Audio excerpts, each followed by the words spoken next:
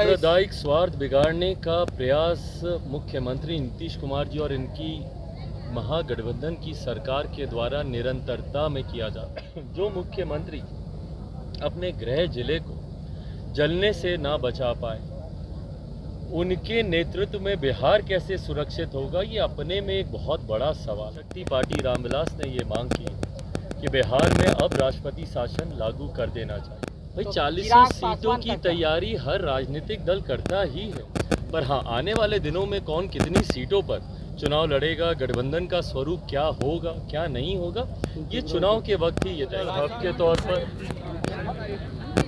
एक ऐसी भूमि के तौर पर जहाँ पर लोग देश विदेश से आकर स्वास्थ्य लाभ ले सके, उसके तौर पर कैसे इसको विकसित किया जा सके। देखिए, मैं सिर्फ सरकारों के भरोसे ही मैंने अपने आप को बांधा नहीं।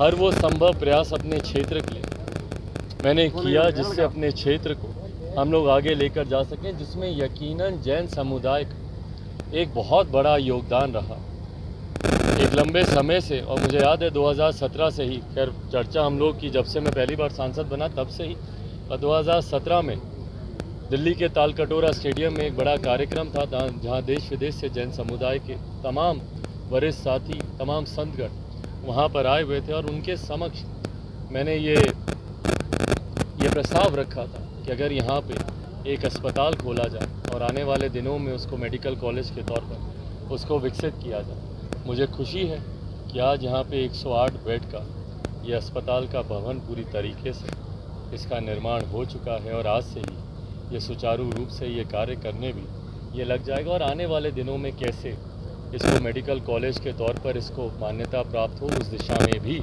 हम लोग काम करेंगे। जमुई में भी हम लोग एक मेडिकल कॉलेज केंद्र सरकार की योजना के तहत हम लोग खुलवा चुके हैं, मतलब जिस पे कार्य शुरू हो चुका है। और एक और मेडिकल कॉलेज अगर हो जाएगा तो यकीनन इस क्षेत्र के एक बड़े क्षेत्र वर्ग को उसका लाभ मिलेगा, और इसमें यकीनन जैन समुदाय का एक बहुत बड़ा योगदान है, जिसके लिए मैं उन सब का हृदय से आभार व्यक्त करता हूं। अब जिस मेडिकल कॉलेज की बात कर रहे हैं जम्मू में खुला है, वो उसमें तो बालू जो है मिट्टी वाला लग रहा है, गिट्टी सब जो है 2 नंबर का लग रहा है, गंदा संदा जैसे जैसे काम हो रहा है। भाई, इससे पूर्व भी 2 बार हम लोगों ने इसकी गुणवत्ता को लेकर हम लोगों ने सवाल हम लोगों ने उठाए थे, और जांच के लिए हम लोगों ने इस विषय को दिया है।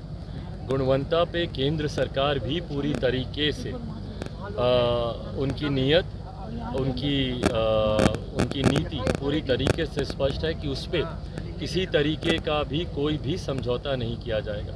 जितनी बार भी जांच में ये पाया जाएगा कि कहीं पे भी गुणवत्ता के साथ किसी भी तरीके का समझौता किया गया है, उन अधिकारियों पे भी कार्रवाई होगी, उन एजेंसीज पे भी कार्रवाई होगी, और पुनः उसमें जो भी सुधार करने की जरूरत होगी वो किया जाएगा। लोकसभा चुनाव नजदीक है 2024 में। अब अमित शाह जो आए बिहार आए और कह रहे हैं कि 40 सीट पर चुनाव लड़ेगी भाजपा। भाई तो 40 सीटों की तैयारी हर राजनीतिक दल करता ही है, हम लोग नहीं कर रहे हैं क्या? 40 सीटों पे तैयारी करने का मतलब सिर्फ यही नहीं होता है कि भैया हम 40 सीटों पर हम प्रत्याशी उतार रहे हैं या वो लोग प्रत्याशी उतार रहे हैं। जिस सीट पर हम लोग चुनाव नहीं भी लड़े, उस सीट पर हमारे गठबंधन के साथी को उसका लाभ मिले, इस दृष्टि से भी हर राजनीतिक दल तैयारी करता है। हम खुद नालंदा से लेके, आरा से लेके, सीमांचल से लेके, कौन सा ऐसा क्षेत्र जहाँ पे हम लोग संगठन को मजबूत करने का हम लोग काम नहीं कर रहे हैं, जहाँ पे हम स्वयं जाकर वहाँ पे हम लोग कार्यक्रम हम लोग नहीं कर रहे हो। पर हाँ, आने वाले दिनों में कौन कितनी सीटों पर चुनाव लड़ेगा, गठबंधन का स्वरूप क्या होगा क्या नहीं होगा, ये चुनाव के वक्त ही ये तय किया जाएगा। सासाराम नालंदा में आज सांप्रदायिक तनाव है। सरकार और एक दल भाजपा एक दूसरे पर आरोप प्रत्यारोप कर रहे हैं। लोजपा कैसे देखती है? सांप्रदायिक स्वार्थ बिगाड़ने का प्रयास मुख्यमंत्री नीतीश कुमार जी और इनकी महागठबंधन की सरकार के द्वारा निरंतरता में किया जाता है। साल दर साल ऐसी तस्वीरें सामने आती हैं, ऐसी घटनाएं होती हैं, बिना उससे कोई सीख लिए हर बार बिहार को जलने के लिए छोड़ दिया जाता है। और इससे ज़्यादा चिंता की बात और क्या होगी कि मुख्यमंत्री खुद अपने गृह जिले को नहीं बचा पाते। जो मुख्यमंत्री अपने गृह जिले को जलने से ना बचा पाए, उनके नेतृत्व में बिहार कैसे सुरक्षित होगा, ये अपने में एक बहुत बड़ा सवाल है। इसीलिए लोक जनशक्ति पार्टी रामविलास ने ये मांग की कि बिहार में अब राष्ट्रपति शासन लागू कर देना चाहिए। ये हिंसा तो अभी 2 दिन 4 दिन की बात है, पर आए दिन जो बिहार में हत्याएं हो रही हैं, जहरीली शराब से मौतें हो रही हैं, अपहरण हो रहा है, लूटमार हो रहा है, उसमें भी तो पूर्णतः विफल है बिहार सरकार। इतनी बड़ी घटना घट गई, इसकी साजिश इतने समय से चल रही थी। कहाँ थी इनकी जांच एजेंसियां, कहाँ थी इनकी इंटेलिजेंस, कहाँ थी इनका खुफिया विभाग? क्यों नहीं इनके पास पहले वो जानकारी है? क्यों नहीं इस साजिश को होने से रोका जा सका इस घटना को घटने से पहले? ये अपने में दर्शाता है कि पूरी तरीके से मुख्यमंत्री जी, उनकी सरकार विफल है बिहार में बढ़ते अपराध को रोकने। तमिलनाडु प्रकरण में मनीष कश्यप के जो है वहाँ की पुलिस जो अदालत है वो वहाँ पर कह रही है कि नहीं, ये निर्दोष साबित कर दिया गया है, बिहार लाया जा रहा, सर क्या कहेंगे? मैं हमेशा पक्षधर रहा हूँ न्यायिक फैसलों का। जांच का विषय है, जो दोषी है कार्रवाई हो, जो निर्दोष है उसका बाल भी बाका नहीं होना चाहिए। मैं हमेशा इन बातों का मैं पक्षधर रहा हूँ। उस प्रकरण में भी मैंने अपनी बात को बहुत स्पष्ट तरीके से रखा था कि अगर ये भ्रम भी फैलाया जा रहा है तो उन लोगों को भी पकड़ना चाहिए जो देश की एकता अखंडता को तोड़ने का प्रयास कर रहे हैं, जो लोगों को बोली भाषा के आधार पर बांटने का प्रयास कर रहे हैं, उन पे भी कड़ी कार्रवाई होनी चाहिए। और अगर इसमें से कोई एक तस्वीर भी सही है तो ये चिंता का विषय है, उन दोषियों पर भी कड़ी कार्रवाई होनी चाहिए।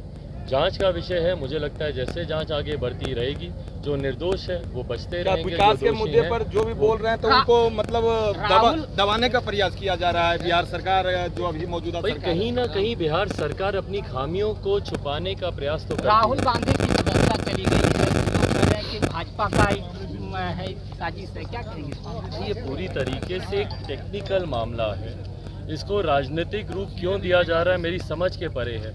ये टेक्निकल प्रावधान है, कानूनी प्रावधान है, जो स्पष्ट तौर से कहते हैं कि अगर किसी को 2 साल या उससे ज़्यादा की सज़ा होती है तो उनकी सदस्यता जाएगी ही जाएगी। ये कानून है। इसी के खिलाफ अध्यादेश यूपीए की सरकार तत्कालीन प्रधानमंत्री मनमोहन जी लेकर आने का प्रयास कर रहे थे, जिस अध्यादेश को स्वयं राहुल जी ने ही फाड़ने का काम किया। बहरहाल